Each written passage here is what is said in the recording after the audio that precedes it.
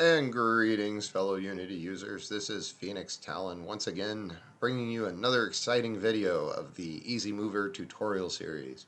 And we are up to part 4 right now, and we're just about to come down here and make a way of finding our selected object.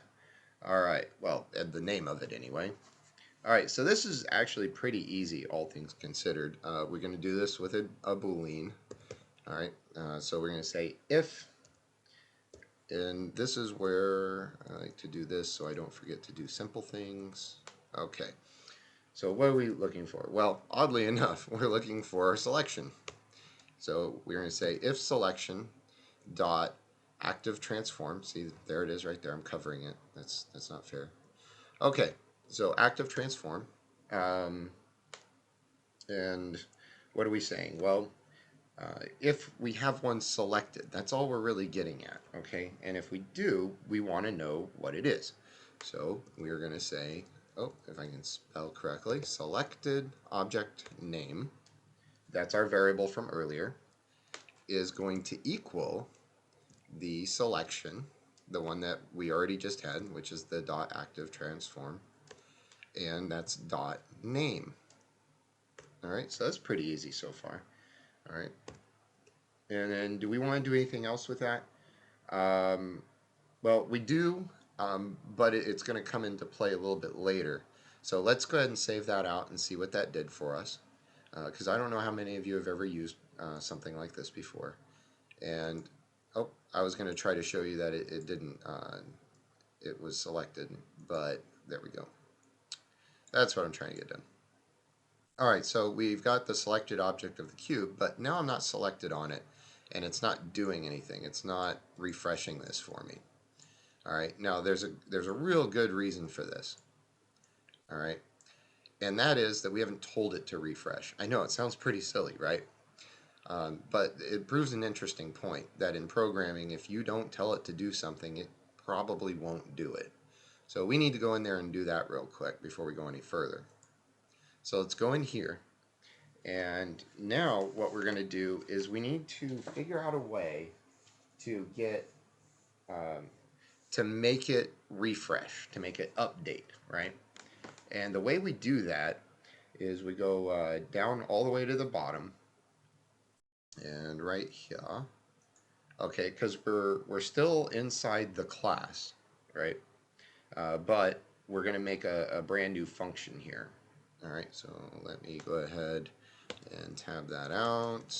Function is going to be called on inspector update.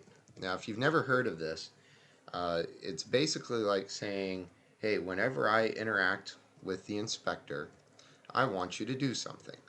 Okay, and now interaction could be anything. It could be just simply clicking on the scene view or clicking on the window or a menu item or something. It's on inspector update. Well, what do we want it to do? Well, we're going to use a word called this. And what is this referring to? Well, it's referring to this script, but more specifically because this script is referring to the Easy Mover class, which extends the window, which is in fact the window. When we say this, we're saying the window. So what do we want it to do? Well, we want it to repaint, all right? And that is we're not passing anything through that. It's a void. So go ahead and throw yourself a little semicolon on there.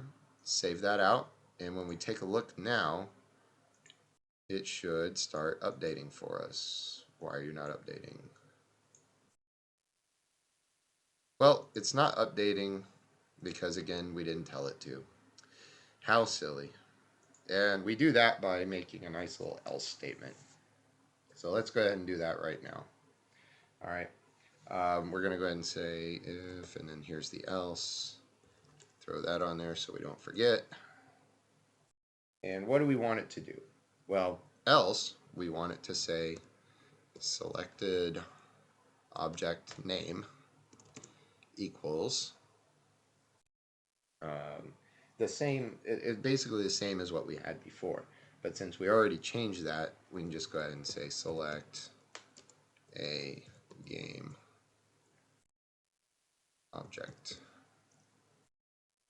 Okay, and we'll go ahead and do that. Now, actually, just to go ahead and prove a point here, though, let's get rid of this real fast.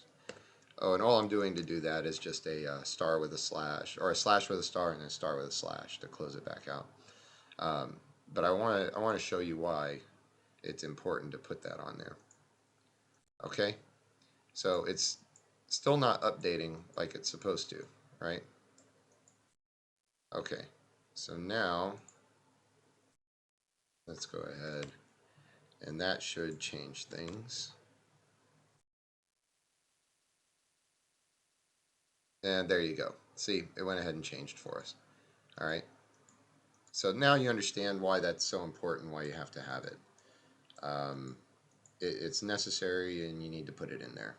All right, this part right here, the function on inspector update, this repaint. Okay, so do not fail to put that into your code.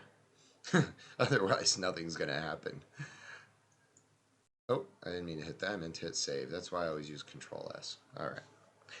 Okay, so I think that we've done a little bit for this video. We'll go ahead and get into something else a little later. I know we're just plugging along here. And actually, as we start moving, you'll see there's a lot more copying, pasting, and there's a lot less actual instruction going on. We're going to go ahead and stop here. We'll go on to the next video, and we'll go ahead and continue from there. Thank you for watching.